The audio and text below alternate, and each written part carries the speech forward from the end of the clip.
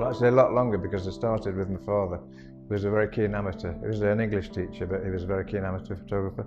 So I started when I was 8 years old with him, processing, printing and processing.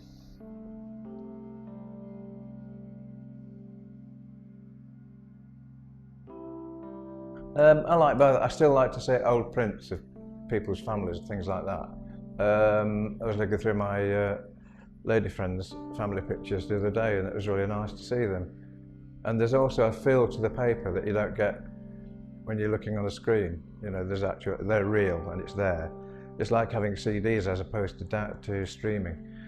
So, you know, always try and process an old film if you've got one.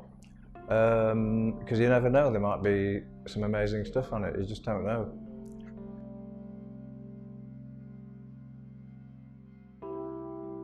The image will deteriorate as it ages. If people work just digitally, you don't actually learn about how the photographic process works. People don't learn about how shutter speeds and apertures and how they're linked and all that. Whereas working with film, you have to know these things. You have to know how a light meter works and all the rest. Shooting digitally, if you do it wrong, you can just see straight away and make an adjustment. Whereas, you know, until you've processed your film like we did earlier today, you don't really know whether it's quite right or not until you see the film, actually see it. People throw old photographs away by the hundreds, don't they? And I just think that's always a crime, because it's history, isn't it?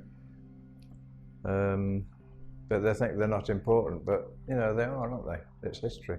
So yeah, but the magical thing to me about the film is, when you take an exposure, before the film is processed, you've actually taken an exposure, before the film is, or exposures, before the film is processed, that can't be seen or chemically traced until it's been processed, and the developer is the amplifier. But it's called a latent image, and that's quite fascinating. When I trained, I did more of the science side of photography than the art. We went into that in great detail. It's almost spiritual. It's a fascinating thing, and it's still interesting because the scientists couldn't detect it. The only way you can actually detect it is by developing it, amplifying the silver halides that have been exposed to light. You have to amplify them using the developer. And until you've done that, nobody could tell whether there's anything on it or not. So that's called the latent image, and I think it's quite fascinating. But there you are, I'm a bit of an anorak. But there we are.